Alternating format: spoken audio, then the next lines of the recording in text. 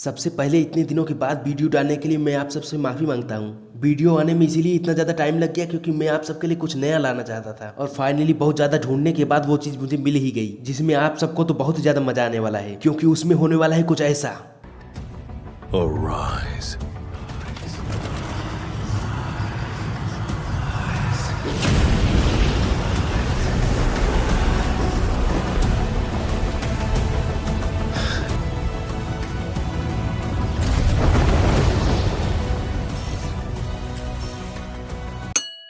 आप सबको थोड़ा बहुत अंदाजा तो हो ही गया होगा कि अगली वीडियो कैसी होने वाली है। आप सब लोग कमेंट करके जरूर बताना कि कौन कौन आने वाली वीडियो के लिए एक्साइटेड है। बाकी शुरू करते हैं इस वीडियो को। लिनक्यू उस लड़की के साथ में फोटो खिंचवा लेता है। उसके बाद तो वहाँ पे उसके पास में बहुत सारे लोगों की भीड़ लग जाती है। उसको चारों तरफ से लड़कियों ने घेर लिया था और वो लोग भी उसके साथ में फोटो खिंचवाना चाहती थी। बेचारा लिन किसी लड़की को मना कैसे कर सकता है। वह तो उन सबके साथ में फोटो खिंचवा लेता है और यह चीज तो क्वीन जेन अपने फोन में देख रही होती है और इसको देखने के बाद तो वह बहुत ज्यादा नाराज हो जाती है। वह तो गुस्सा होने पे भी एकदम क्यूट लग रही थी। उसके बाद हमें लिनक्यू के होटल का सीन दिखाया जाता है। वह उन लड़कियों से कैसे कैसे करके बच के आया होता है। वह बोलता है कि 9527 आज की स्किल दो। उसका सिस्टम भी थोड़ी देर प्रोसेसिंग लेने के बाद बोलता है डबल एस रैंक वाली परसिप्शन स्किल मिलने के लिए कांग्रेचुलेशन। उसके बाद हमें उस स्किल के बारे में बताया जाता है 100 मीटर रेडियस के अंदर कोई भी डिस्टर्बेंस यह ऑटोमेटिकली सेंस कर लेगा और वह उसको अलर्ट भी कर देगा। लिनक्यू सोचता है कि यह स्किल तो बहुत अच्छी है, कोई भी सस्पिशियस आदमी मेरे पास नहीं आ पाएगा, चलो मैं इसे अभी ट्राई करके देखता हूँ। उसके बाद वह अपने उस स्किल को ट्राई करता है। उसे झेंगसेन की आवाज आती है जो कि फोन पे बात कर रहा होता है और साथ ही साथ में कैप्टन चेनलोंग के रूम से एनर्जी फ्लक्चुएशन सेंस होता है जो कि प्लेटिनम 2 स्टार पर ब्रेक थ्रू करने वाला फ्लक्चुएशन था। वह सोचता है कि मुझे ऐसे किसी पे ताकाझाकी नहीं करनी चाहिए। तभी कोई आके उसका हाथ पकड़ता है। यह कोई और नहीं बल्कि टीम लीडर सेन जिंग थी।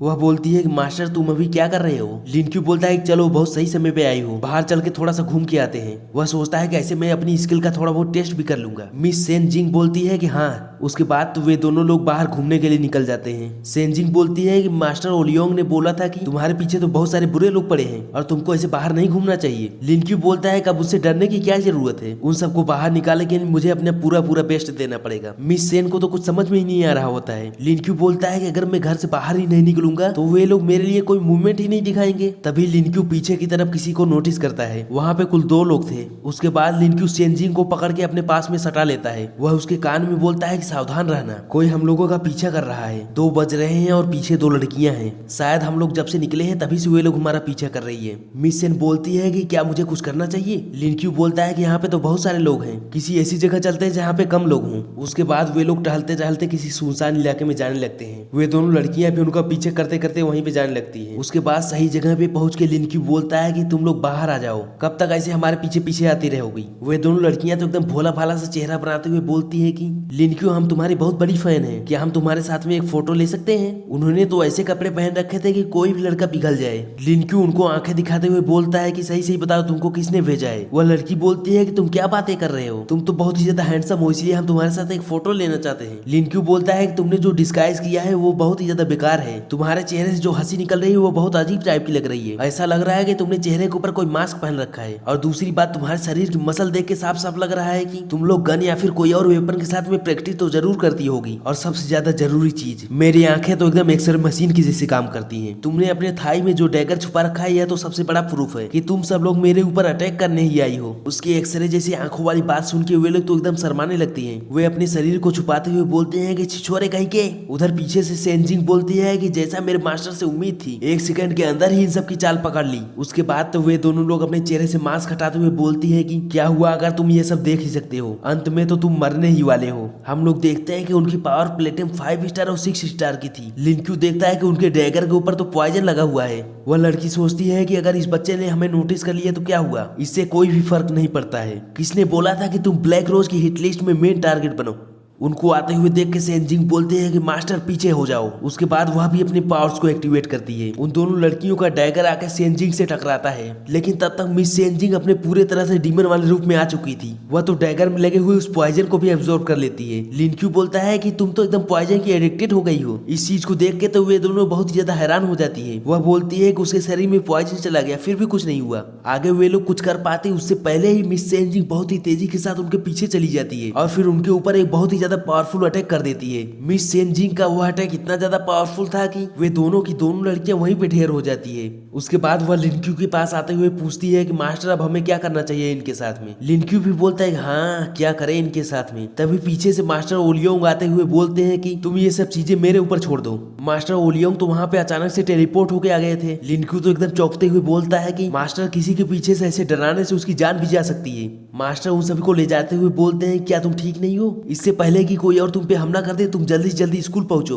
लिनक्यू बोलता है हाँ ठीक है जा रहे हैं। लिनक्यू उस डैगर को उठाते हुए बोलता है कि इससे मुझे कुछ पैसे मिल सकते हैं और इस डैगर को मुझे अपने स्टूडेंट्स से तो दूर ही रखना चाहिए। पीछे से एंजिन की बॉडी से एनर्जी निकल रही होती है। लिनक्यू सोचता है कि यह कितना स्ट्रॉन्ग एनर्जी है और जब वह पीछे देखता है तो मिस सेन का प्लेटिनम 4 स्टार पर ब्रेक थ्रू हो जाता है और इसी वजह से वह एनर्जी निकल रही होती है। लिनक्यू तो एकदम रोते रोते बोलता है कि तुम्हारा तो पॉइजन एब्जॉर्ब करने के बाद ब्रेक थ्रू हो जाता है। उसके बाद वह जहाँ रह रहा होता है उसके हॉस्टल का सीन दिखाया जाता है। लिनक्यू वापस से लौट के अपने रूम की तरफ जा रहा होता है। तभी वह देखता है कि उसके रूम का दरवाजा तो खुला हुआ है और जब वह अंदर रूम में देखता है तो वहाँ पे क्वीन जेनजेन आके बैठी हुई होती है। उसके बाद तो लिनक्यू के चेहरे की खुशी तो 7वें आसमान पे पहुंच गई थी। वह तो फटाक से दौड़ते हुए जाके उसको गले लगा लेता है। वह बोलता है कि कहीं मैं सपना तो नहीं देख रहा हूँ, मैंने तुम्हें बहुत ही ज्यादा मिस किया। चलो मैं किस करके देखता हूँ कि तुम यहाँ असली में हो या नहीं। जेनजेन बोलती है कि इतनी ज्यादा उम्मीद मत करो, मैं यहाँ इसलिए नहीं आई हूँ कि मैंने तुमको मिस किया, मैं तो यहाँ अपने स्कूल को चीयर करने आई हूँ। उसके बाद वह बताती है कि मैं तुम्हारे लिए बहुत सारा खाना बना के लाई हूँ।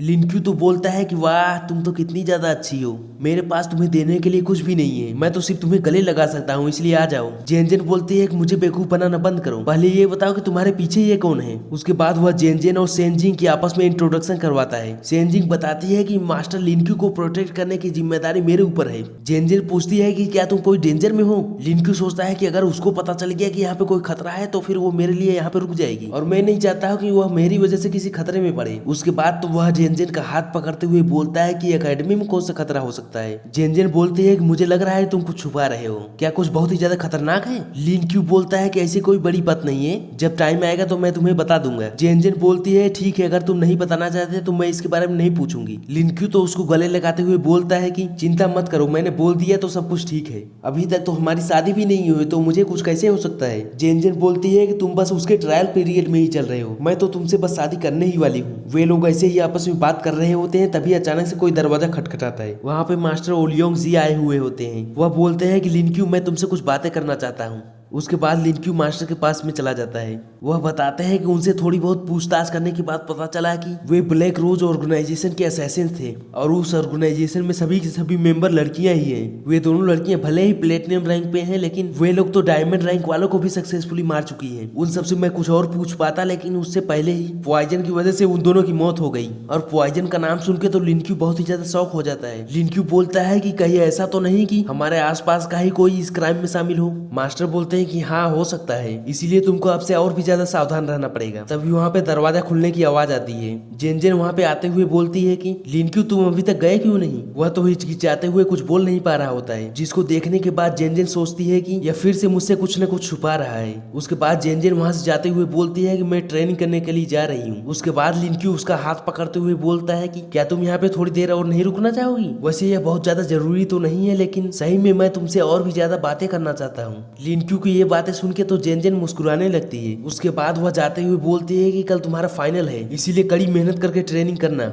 उसके बाद जेनजेन वहां से चली जाती है। लिनक्यू सोचता है कि मेरे पीछे बहुत सारे असैसिन्स पड़े हैं और उनसे तुम्हें प्रोटेक्ट करने का बस यही एक तरीका है। उधर जेनजेन भी सोचती है कि लिनक्यू मुझे कुछ बताएगा तो नहीं, लेकिन मेरे पास एक तरीका है जिससे मैं उसकी हेल्प कर पाऊंगी, मैं खुद बहुत ज्यादा स्ट्रांग बन जाऊंगी। उसके बाद हमें अगले दिन फाइनल्स वाला सीन दिखाया जाता है। कंपटीशन अरीना में तो बहुत ही ज्यादा भीड़ होती है। लास्ट वाले दिन सिर्फ 4 कॉलेजों का कंपटीशन होने वाला है। पहला मैच क्योटो और गुसू एकेडमी के कैप्टन्स के बीच में था। वे दोनों लोग अपनी पावर्स को एक्टिवेट करते हुए एक दूसरे के ऊपर हमला कर देते हैं। लिनक्यू सोचता है कि अगर पिछले बार के जैसे गुसू एकेडमी जीते तो हमारे चैंपियनशिप जीतने के चांस बहुत ही ज्यादा बढ़ जाएंगे। प्लस मुझे कल एक बार और सिस्टम से माना इनहेंसमेंट मिल गया था, जिसकी वजह से मैं अब गोल्ड 4 स्टार पे हूँ। वह लड़की अपने लाइट ऑफ जजमेंट नाम के स्किल का यूज करती है, जिससे लाइट से बनी हुई एक तलवार वहाँ पे आ जाती है। इधर सामने वाला बंदा भी अपने डार्क स्टार नाम के स्किल का यूज करता है और फिर दोनों लोगों के वह पावरफुल पावरफुल अटैक आपस में जाके टकराते हैं। उसकी पावर्स देख के कैप्टन चेनलोंग बोलते हैं कि जियांग हू तो और भी ज्यादा स्ट्रांग हो गया है। इधर वह लड़की जियांग हू के ऊपर हमला कर रही होती है कि तभी वह अचानक से इसके पीछे आ जाता है और फिर इसने उस लड़की के ऊपर एक जोरदार मुक्का दे मारा, जिसके बाद तो वह लड़की बहुत ही तेजी के साथ जाके जमीन पे गिरती है और वहाँ पे तो धूल ही धूल हो जाता है। होस्ट अनाउंसमेंट करती है कि क्योटो एकेडमी पहला राउंड जीत के फाइनल में पहुंच गई है। टीचर हान जुनिंग बोलती है कि हमें आज रात फाइनल में फिर से क्योटो एकेडमी का सामना करना पड़ेगा। टीचर अपनी टीम के स्टूडेंट्स से बोलती है कि बहुत ज्यादा प्रेशर मत लेना, बस तुम अपना बेस्ट देना। लिनक्यू की टीम में वह लड़की बोलती है कि हम सभी लोग तो जीतना ही चाहते हैं, लेकिन वह जियांग हू बहुत ही ज्यादा पावरफुल है।